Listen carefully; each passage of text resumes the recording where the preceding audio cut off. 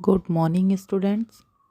आज हम लोग क्लास 4 का हिंदी गुंजन से पाठ 11 आइजैक न्यूटन पढ़ेंगे।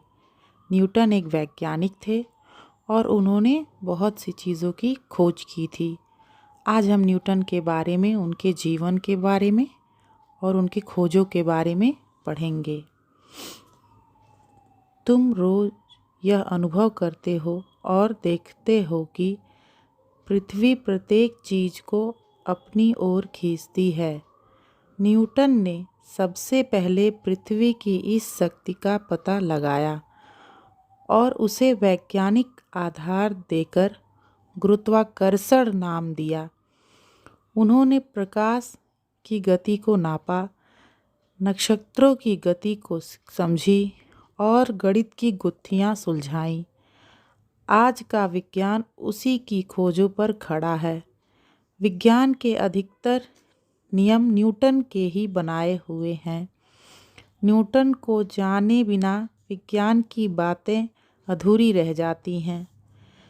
वह सही अर्थ में विज्ञान जगत के पिता हैं। न्यूटन का जन्म एक गरीब परिवार में हुआ था। उनके पैदा होने से पहले पिता की मृत्यु हो चुकी थी। घर में वह था और उसकी माँ। उनके पास थोड़ी सी ज़मीन थी जिस पर फसल उगाने के लिए माँ दिन भर परिश्रम करती, तब कहीं उनका पेट भरता था।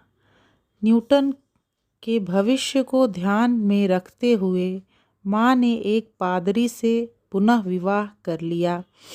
नए पिता ने न्यूटन की पढ़ाई लिखाई की जिम्मेदारी ले ली।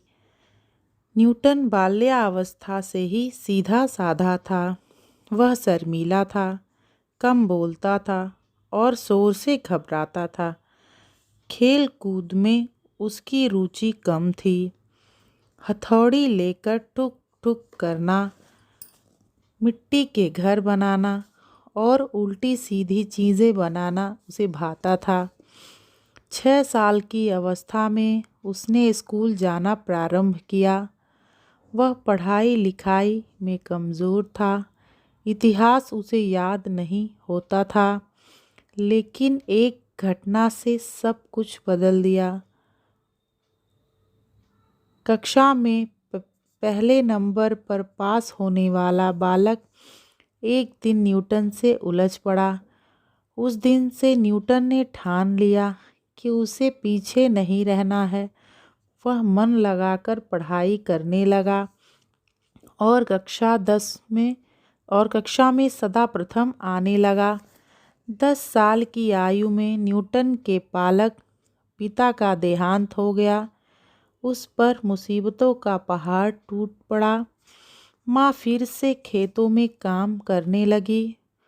उसे भी साथ जाना पड़ता था। उसे पढ़ाई छोड़नी पड़ी, पर दिल की लगन फिर भी नहीं टूटी थी।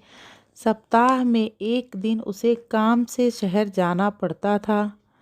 वह बहाने से अपनी माँ की सहेली के घर पहुँच जाता, अलमारी टटोलता और किताबें निकालकर उसे ध्यान से पढ़ता। उसके मामा उसकी लगन से प्रभावित हुए। उन्होंने उसे पढ़ाने की जिम्मेदारी ले ली।